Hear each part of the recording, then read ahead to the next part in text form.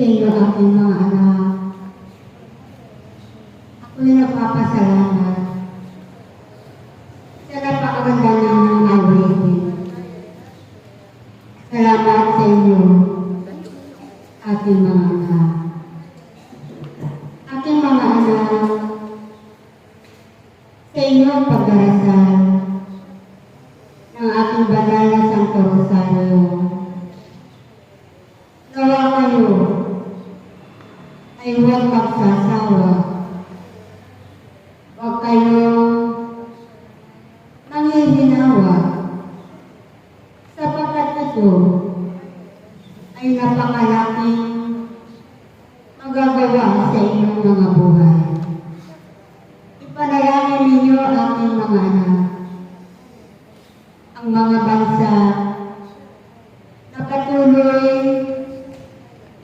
na nagkakaroon ng kaguluhan, mga bansa na nagkakaroon ng digmaan. Nang sa gayon, ang inyong mga kapatid na naroon sa mga lugar na iyon ay magkaroon sila ng kapayapaan sa kanilang mga buhay. Nawa ang mga kaguluhan na ito ay tulungan na ng Ama upang ang mga kapatid ninyo naroon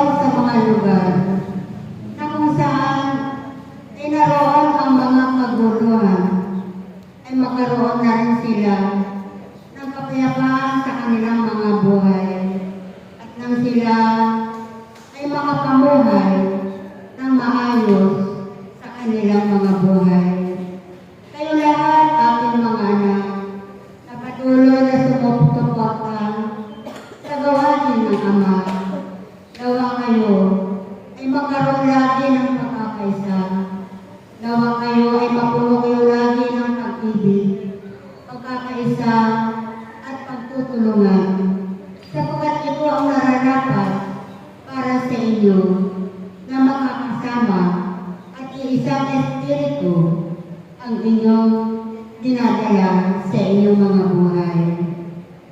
Aking mga anak, sa inyong paglilingkod sa Ama, nawa kayo ay patuloy na manalangin sa isa't isa.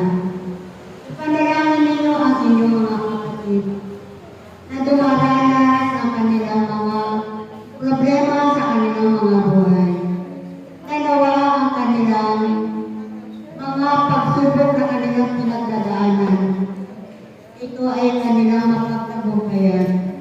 Nawa ay huwag silang sumuko sa kanilang pananampalataya.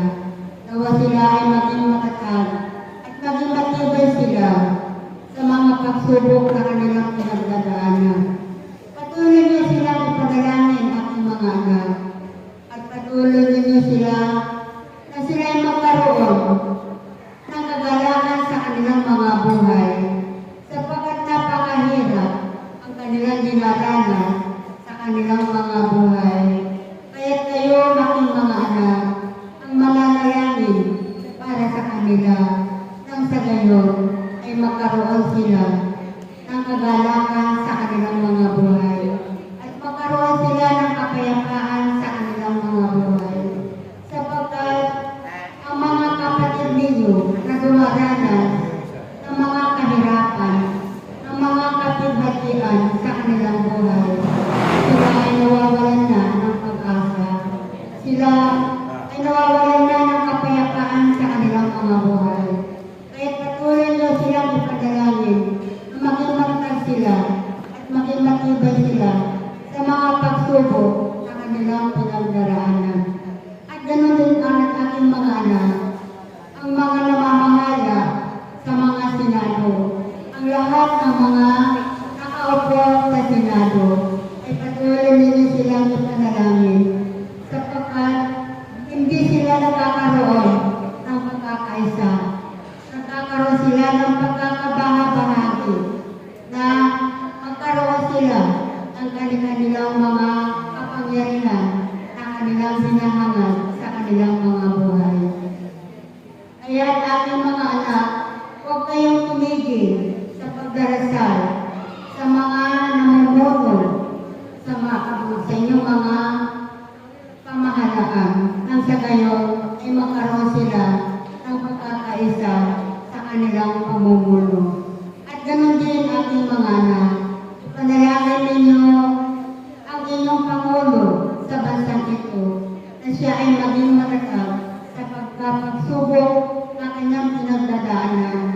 Sa mga umuusig at umaalipos sa kanya, ay ipanalangin ninyo siya na siya ay magkaroon lagi ng kababaang loob at magkaroon siya lagi ng malasakit sa kanyang kapwa at patuloy niyang patawarin ang mga tao na patuloy na umuusig sa kanya at patuloy na umaalipos sa kanya na maging mababang loob lamang ang iyong mga pangulo sa iyong bansa. Aking mga anak, kayo ay binigyan ng Diyos ng kapangyarihan.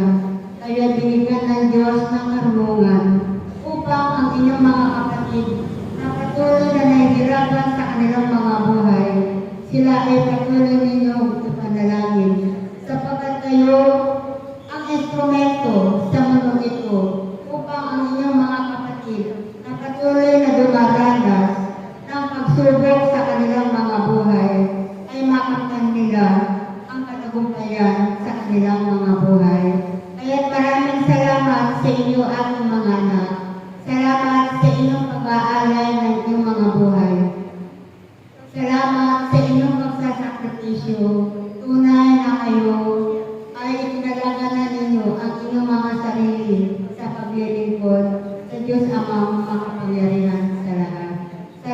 sa inyo aking mga anak. Salamat sa inyong walang hanggang paglilingkod sa Diyos Amang makapangyarihan. Salamat at sumainyo ang kapayapaan. Sumainyo